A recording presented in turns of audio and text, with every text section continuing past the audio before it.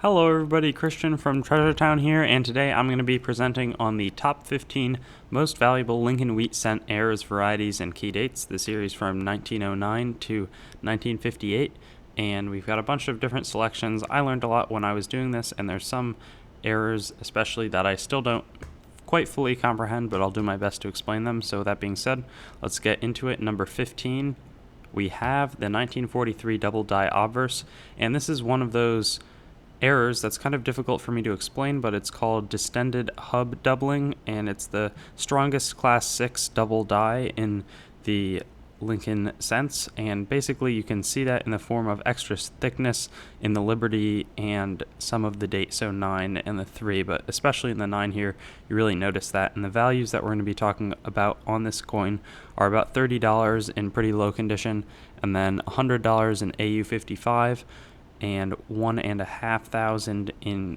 MS65, with the max capping out at about $2,000. The number 14 is the 1943D Repunched Mintmark, so this is an error that I'm more familiar with. Basically, you can see here along the D, there was an original Denver Mintmark right there. They repunched it, and it's now moved to the northeast, but the values on this are about $75 in fine 12. The AU level is about $200, and then $1,000 for a pretty good specimen, with prices ranging up to about $15,000 for the best. Continuing along with the World War II era coinage, we have the 1944 D over S coming in at number 13. This coin is worth similar in lower grades to the previous at about $75. It scales up to $250 in an AU, but really increases when you get into the mint state grades, looking between $4,000 and $20,000 for MS65 and up. Number 12 is a coin that we're pretty familiar with, the 1909 S key date. The only thing that makes it valuable is its rarity in terms of the date. There's no error or anything. This is about $80 in lower condition, goes to $200 in about uncirculated, $600 in mint state. But this really has a large high end, as there have been examples reported selling for about $70,000. Number 11 is a double die, first of the presentation that is not the distended hub doubling, and this is going to be worth about $100 in lower conditions. It doesn't increase as exponentially. It goes to $200 in AU55, $600 in MS65, and caps out at about $5,000 instead of the $70,000 from 1909S. Our next coin is the 1909 S over S, so you can see the edge of an S mint mark protruding from the center right hand of the mint mark here, and the values are actually not crazy, but it is slightly more than the regular 1909S, as it comes in at about $100 in the lower grades, $250 in AU, $750 in mint state, and can range to about $20,000. The 1914 D key date is another well-known variety to collectors, as it's just pretty rare, $100 in lower states, but this one jumps a lot in the AU to $1,200. $6,000 is the expected price in MS65, and this has an enormous high end, one of the highest known in this series, at about $160,000. The 1917 Double Die Obverse is a really cool coin that comes in at number 8 on our list, the doubling strong along with the lettering and "In God We Trust," and can also be noticed in the date, especially in the 9 and the 1, though it is present in all of the lettering. And this coin is about $200 in the more circulated grades, so we're really getting into the more valuable stuff at this point. $1,500 in AU, $5,000 in mint state, and goes up to about $48,000. So really one that you want to be checking the dates on your 1917 wheat cents. Number 7 is the 1922 No D. There is very weak or no D on this coin, though you do have to watch out for the ones where there is a very weak one, because it won't be as valuable as this, which is about $500 in lower grades, and it goes up to $3,000 in AU, $30,000 in mint state, and $90,000 at the top. So this is a serious premium for something as small as a missing Denver Mintmark. Number 6, we have the very well-known 1909S VDB Key Date.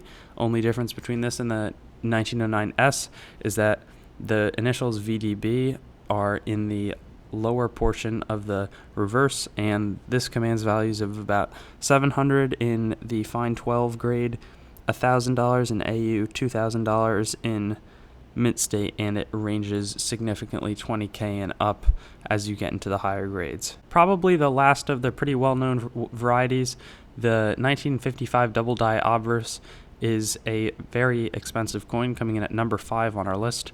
Very prominent doubling throughout along the date and the Liberty and the In God We Trust. You can see this with the bear eye. So very cool. $1,200 at the minimum, $1,500 in AU, $6,000 in mint state, and this is in the six-figure range at the top.